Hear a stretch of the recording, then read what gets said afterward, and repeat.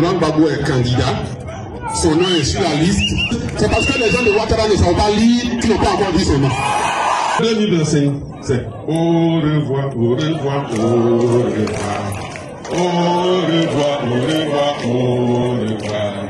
Alassane s'en va, Alassane s'en va, Alassane s'en va, le pays va respirer. À Guiglo, chef-lieu de la région du Cavally, le SG du PPACI lance la mobilisation pour briser les 3 obstacles dressés contre la candidature de Laurent Gbagbo et une présidentielle transparente et inclusive. Dans la dynamique de la mobilisation pour la candidature de Laurent Gbagbo et assurer sa victoire à la présidentielle d'octobre 2025, le secrétaire général du Parti des peuples africains Côte d'Ivoire, PPACI, l'honorable Jean-Gervais Tcheidé, a poursuivi son périple dans la région du Cavally. Après la toute première étape de Taï, le SG du PPACI est allé à la rencontre de communion avec les militants de Guiglo le samedi 22 février 2025. C'est au complexe sportif de la ville, à la place Félix Houphouët-Boigny, que le rendez-vous du meeting a été pris, où toujours en compagnie du député Hubert Ouley, le SG Jean-Gervais Tcheidé et sa suite ont reçu un accueil très chaleureux des militants venus en grand nombre écouter le message de leur guide, avec une présence significative des autorités coutumières locales. Par un bain de foule et des échanges de chaudes poignées de main avec le public, Jean-Gervais Tcheidé et sa délégation sont accueillis dans la ferveur totale en ces lieux. Dans son discours de mobilisation, l'orateur principal du jour, après avoir rappelé qu'il est porteur d'un message du président du PPACI, Jean-Gervais Tcheidé, a engagé au combat les militants en vue de briser les 3 obstacles dressés artificiellement, selon lui par le pouvoir Ouattara, contre la candidature de Laurent Gbagbo et qui ne sont pas de nature à créer les conditions d'une élection inclusive et transparente.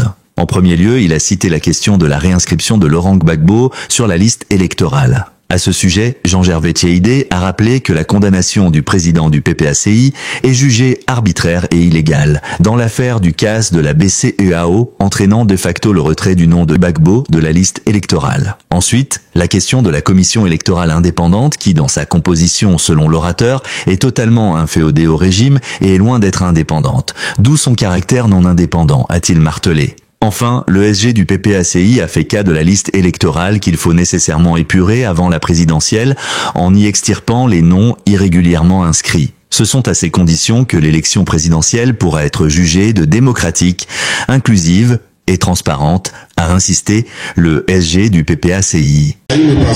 Il a été précédé à l'arène par Madame Toulon-Élysée, présidente du comité d'organisation, et l'oratrice a rappelé qu'une présidentielle sans Laurent Gbagbo est un déni de démocratie. Même son de cloche pour le député suppléant Lesieyi Jonas, coordonnateur adjoint de Guiglo, qui a annoncé que toutes les structures du PPACI à Guiglo sont en ordre de bataille et prêtes à soutenir le combat de Laurent Gbagbo. Vivez les moments forts de l'intervention du SG Jean-Gervais Tcheidé, qui sonne la mobilisation pour la candidature de Gbagbo. Nous sommes à Guiglo, la ville de ceux qui ont raison. Je suis là aujourd'hui, envoyé par le président Laurent Gbagbo lui-même, pour vous apporter un message très important.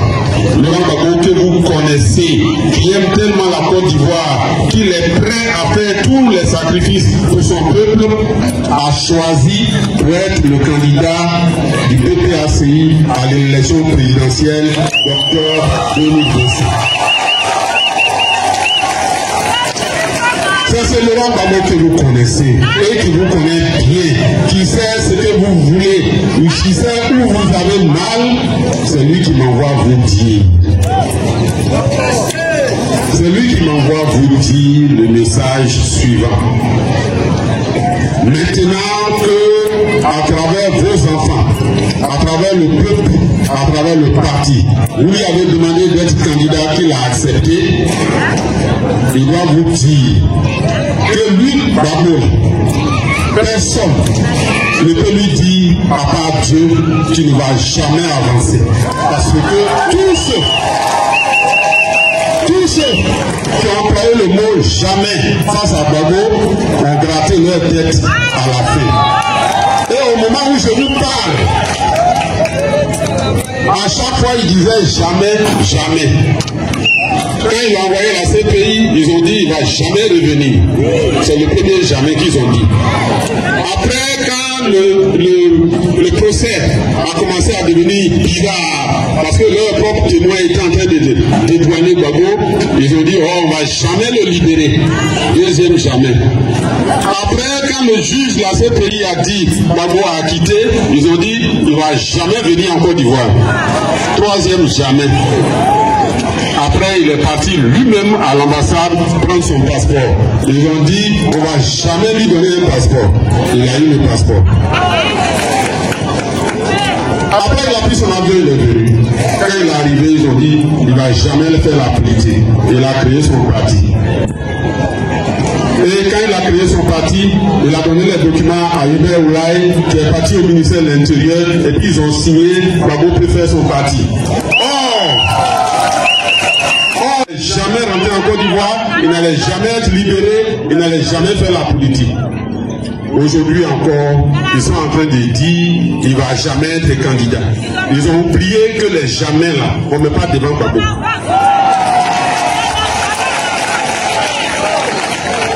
On ne met pas jamais devant Gbagbo. Parce que c'est la main de Dieu qui est sur lui. De honte en honte, ils sont en train de boire la honte par barrique. C'est barrique de honte qu'ils sont en train de boire actuellement.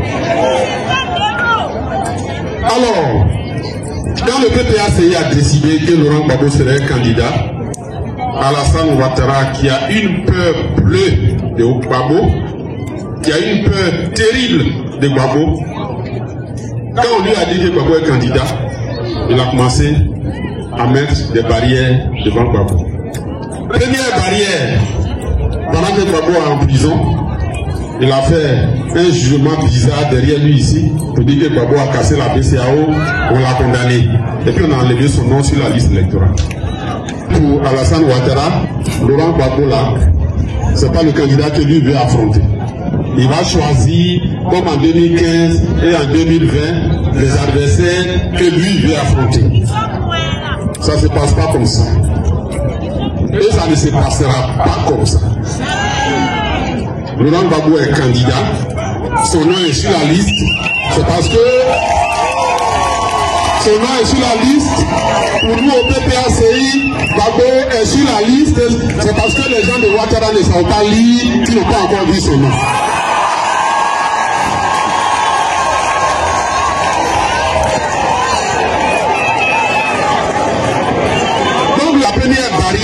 Qu'il a placé devant Gbagbo pour dire qu'il ne va jamais passer, c'est cette affaire d'enlever son nom sur la liste. Première barrière, ils ont enlevé son nom. Mais ils vont mettre sans s'en rendre compte. Deuxième barrière, c'est la CEI, c'est sur ça qu'ils comptent. La commission électorale indépendante. À Taï, j'ai fait une comparaison. L'élection présidentielle, on peut comparer ça à un match de football, une finale de football. On dit, Djiblo est en finale contre Diogwe. Et le match se joue à Bangolo. Maintenant, l'arbitre, c'est le chef de village de Diogwe. Et le match se joue à Bangolo, chez le cousin de Diogwe. Même si Djiblo est fort, comment, même si Djiblo mène 10-0, avant la fin du match, le chef du village va siffler 10 pénaltys. Et puis quand il va rester 1 minute avant la fin du match, il va siffler un 11e pénalty et puis Diogwe va prendre la prouve. C'est ça qui est la CEI qui est là. Il y a 18 membres dedans. Les 18 membres de la CEI, là, il y a 14 qui sont pour Alassane Ouattara. C'est qu'elle a dit ça. On doit revoir même. On doit revoir ça. Et c'est pour revoir là que je suis venu. On doit enlever cette barrière. La CEI là, on doit la casser et puis mettre en place une nouvelle CEI. C'est ça qu'il faut faire. Troisième barrière qu'ils ont mis devant Gbagbo, c'est la liste électorale. La liste électorale qui est là actuellement, il y a 8 millions d'électeurs dessus. Mais sur les 8 millions là, avant même qu'on ne commence, il y a 2 millions qui sont pour Alassane Ouattara. Demandez-moi comment nous on sait. On sait ça parce qu'au niveau du PPACI, nous on ne parle pas en l'air. On ne parle pas pour dire des mots comme ça. On a pris la liste, on a mis dans l'ordinateur, on a fouillé et puis on a vu qu'il y a 2 94 000 électeurs qui ne connaissent pas le nom de leur papa et qui ne connaissent pas le nom de leur maman. Mais ils sont électeurs.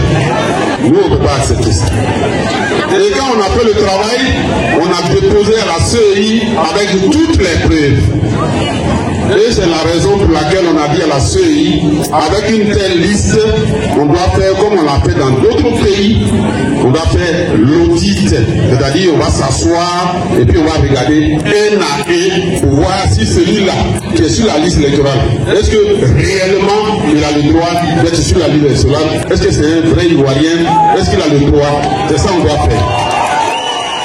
Donc on doit s'asseoir ensemble pour regarder la liste qui est là et puis nettoyer ensemble ces 3 obstacles. On doit les enlever un à un. C'est la condition pour qu'on aille à des élections propres, à des élections où il n'y a pas de peur, à des élections sans palabre. Qu'on ne va pas exclure des candidats par des méthodes en instrumentalisant la justice et que tout le monde pourra être candidat, que la liste sera propre, que l'arbitre sera réellement impartial et indépendant. À partir de ce moment-là, naturellement, on s'en va vers des élections apaisées. Mais prendre un autre chemin, c'est aller tout droit vers des palabres. C'est pour cela que le président Gbagbo, lorsqu'il a commencé sa tournée à Abidjan, il a posé les conditions pour qu'on aille à des élections dans la paix. Il a été clair. On veut des élections dans la paix. Commençons à les préparer maintenant par des discussions où tout le monde va s'asseoir et chacun va faire valoir son point de vue. Comme on l'a fait en 2009-2010, avant d'aller à l'élection présidentielle, on peut le faire aujourd'hui. Voilà ce que le président Laurent Gbagbo dit et c'est le message qu'il m'a envoyé vous dire. Les chefs, les femmes, les jeunes, toute la population, votre travail, c'est de veiller à votre avenir en travaillant aujourd'hui pour enlever les problèmes de demain. Le PPACI vous demande de vous tenir prêt pour dire non lorsque c'est nécessaire, pour sensibiliser et parler à ceux qui dirigent le pays momentanément. Parce que leur conscience est finie, bientôt ils vont partir. Mais qu'ils arrangent avant de partir. Qu'ils ne fassent pas un dernier coup de revoir des palabres avant de partir. Qu'ils nous laissent un pays en paix en préparant ces élections correctement, méthodiquement, par la discussion, ici et maintenant. Organiser des élections propres, c'est possible. Organiser les élections où tout le monde est en confiance, c'est possible. On l'a déjà fait en Côte d'Ivoire. Quand Laurent Gbagbo était président, Alassane Ouattara est président aujourd'hui, c'est ce qu'on lui demande de faire. C'est son travail qui est là. C'est sa responsabilité. Si on aime ce pays, on doit faire en sorte que tout ce qui peut amener par là soit dégagé maintenant avant qu'on arrive à ces élections. Quand on aime ce pays, c'est ce qu'on fait. Laurent Gbagbo veut la paix pour la Côte d'Ivoire. Il veut un pays qui se remette debout. Parce que son ambition, c'est de donner un avenir d'espoir à ce pays qui a trop souffert. Sa volonté, c'est de faire en sorte que les fils de la même famille qui se sont brouillés hier se remettent à nouveau ensemble en discutant dans le respect et dans l'amour fraternel. C'est ce qu'on appelle la réconciliation vraie. Ceux qui ont eu mal, ceux à qui on a fait du mal, ceux qui ont perdu beaucoup de choses. Et Dieu sait que chez nous à l'ouest ici, vous avez tout perdu. Vous avez perdu des parents qui n'ont même pas de tombe jusqu'à aujourd'hui. Vous avez perdu des maisons. Vos enfants ont disparu dans la forêt. Certains sont morts en exil. Ceux qui sont morts, on ne peut pas les ramener. Mais l'État, sous Laurent Gbagbo, va trouver les mots et les moyens pour vous dédommager, pour apaiser vos cœurs. C'est ça qu'on appelle la réconciliation. C'est le projet du président Gbagbo. Premier projet là, c'est ramener la réconciliation dans ces pays. Quand il va finir, que les fils de ces pays vont arrêter de se regarder en chien de faïence, qu'on va nettoyer les cœurs, qu'on va enlever la rancœur, la colère, parce que on a reconnu que tu as eu mal et l'État t'a parlé. On a réhabilité ta maison qui a été bousillée. On t'a donné des dommages et intérêts pour tout ce que tu as perdu. Et puis on a eu surtout des mots de consolation pour toi. Ton cœur est un peu apaisé. Quand on va t'appeler pour aller au développement, tu es prêt pour ça. C'est comme ça qu'on dirige un pays. C'est le rêve du président Gbagbo. Il a les hommes, il a la stratégie, il a les compétences qu'il faut pour effacer la dette. C'est son engagement. Comment faire pour rembourser l'énorme crédit, beaucoup de crédits qu'Alassane a pris là. Comment il va faire? Il va rembourser pour que vos enfants là, leur avenir ne soit pas hypothéqué. Aujourd'hui là, la dette c'est 35 000 milliards. Comparé à 6 000 milliards de l'époque où Alassane Ouattara disait que la Côte d'Ivoire vivait au-dessus de ses moyens. On ne sait pas qu'est-ce qu'il va dire aujourd'hui par rapport à lui-même, ces 35 000 milliards qu'il a pris. C'est tout ça là que Gbagbo veut arranger. Parce qu'il a prouvé avec le budget sécurisé sous Boun Boabré qu'en travaillant correctement, on peut rembourser l'argent qu'on a apporté, vivre normalement, rassembler comme un bon père de famille ses revenus, économiser, mettre les enfants à l'école, rembourser les dettes, vivre avec ses propres moyens et puis être équilibré. C'est possible. On l'a déjà démontré. Donc la dette là, on va la rembourser. Mais pourquoi on la rembourse? Il faut que cela dégage. Il faut qu'il dégage en 2025 là. On va leur dire au revoir. Donc 2025, c'est au revoir, au revoir, au revoir. Au revoir, au revoir, au revoir. Alassane s'en va, Alassane s'en va, Alassane s'en va, le pays va respirer. Amen. Que Dieu vous bénisse.